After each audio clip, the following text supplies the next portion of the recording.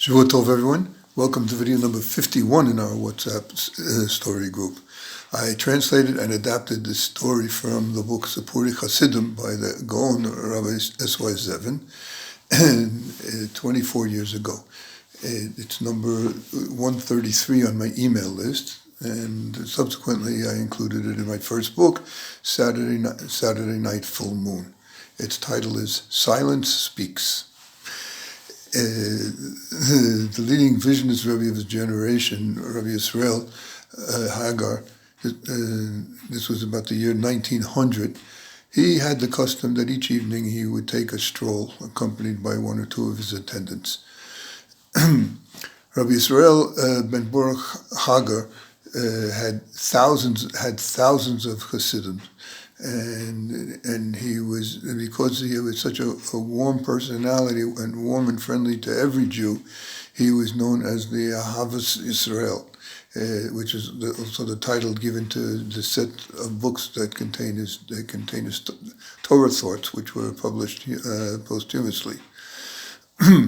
So one evening during the walk, they had just come to the end of the main street, which led to the large city park.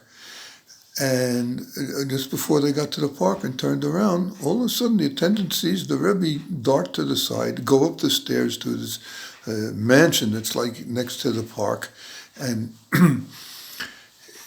and go up the stairs and knock on the door. He couldn't understand it.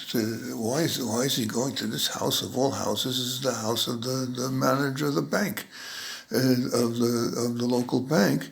And by no means a chassid. In fact, he was one of the leaders of the Haskalah. He was the leader of the Haskalah movement in that town.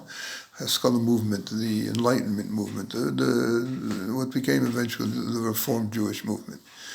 But he saw the door open and the Rebbe start to go in, and he wasn't about to leave the Rebbe unattended, so he zoomed up the stairs and he went in also. The butler, I guess it was, who answered the door, showed them into the salon and told them to wait. He would go tell the master that they were guests. So the bank manager came down, and he couldn't believe his eyes. The Vizhnitz Rebbe sitting in his salon. He couldn't understand what he was doing there, and he knew that the Rebbe would never eat or drink anything in his house. But nevertheless, he greeted him warmly and ushered him to the most comfortable chair there in the salon.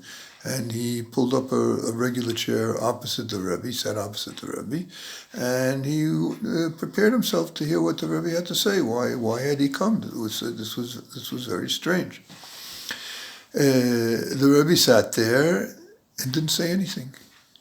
And the bank manager, a very cosmopolitan, sophisticated person, he was too refined to ask the Rebbe, "What are you doing here? Why'd you come to my house?" So he didn't say anything either. And a few minutes went by like this, and the bank manager was getting uncomfortable. And at a certain moment, when the Rebbe wasn't looking in his direction, he signaled to the Rebbe's attendant, indicating that he wanted him to meet him behind the Rebbe outside the room. So, and he excused himself, and he got up and he went out in the hall, and he said to the attendant, "What is he doing here? What does he want?" The attendant said, "I haven't the faintest idea. I saw him come in, so I came in also." So the bank manager went back to his seat and sat again opposite the Rebbe, and several more minutes passed, and he was getting really uncomfortable. He looked at the Rebbe looked at him, more silence. Finally, the Rebbe stood up, went over and to the hook, where his coat and his hat and his cane were, and he took them and started walking towards the door. The bank manager escorted him out and walked a few steps with him on the sidewalk, and then turned around to go home. Then he changed his mind suddenly, and he continued to walk a number of paces behind them, the Rebbe and the attendant. Finally, they reached the Rebbe's house after a considerable walk, and as the Rebbe started up the steps to his house, before he reached his door, the bank manager cried out, Vizhnitz Rebbe, why did you come to my house? Why did you sit there without saying anything? As long as you were a guest in my house, I didn't dare to pry. It wouldn't be nice. But now we're at your house. So tell me, why did you come to my house? Why were you silent? The Rebbe turned around when he called him, and he looked at him, and he replied very calmly, I came to your house to make a mitzvah. And thank God, I did it. I made the mitzvah. What mitzvah are you talking about? The bank manager asked.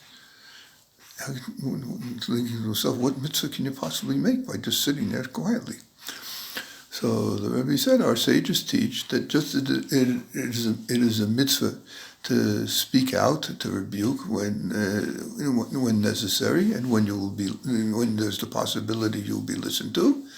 So it's a mitzvah to not speak out and to not rebuke if you know for sure that you will not be listened to. Anybody wants to check this out, start with chapter 19, verse 17 in this week's Torah reading, along with the commentaries. But what does it mean to not say anything? The Rebbe continued. Does it mean to sit in your house and not say anything? No.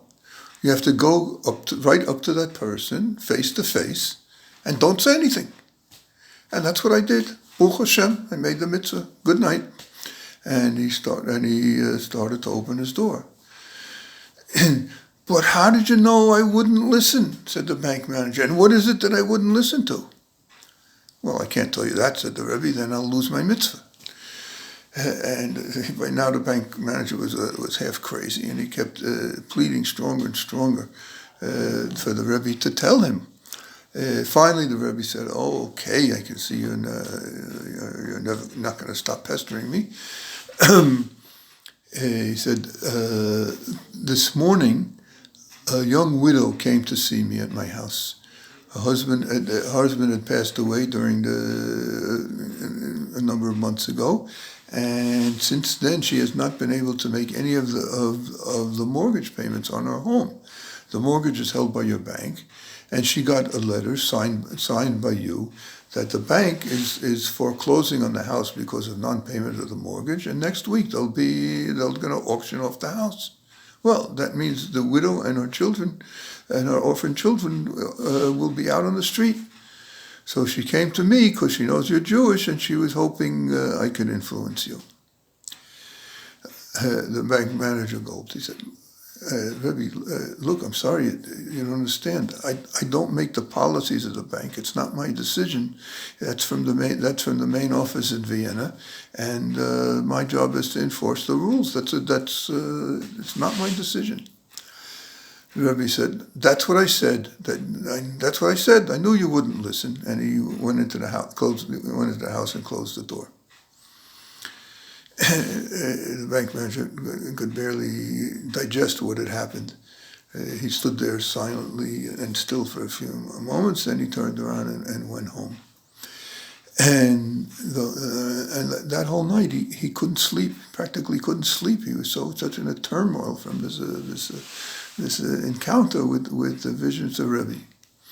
The next morning, or maybe the morning after, I'm sorry, I don't remember exactly, he went into the bank. When he came into the bank, he paid the widow's mortgage out of his own account.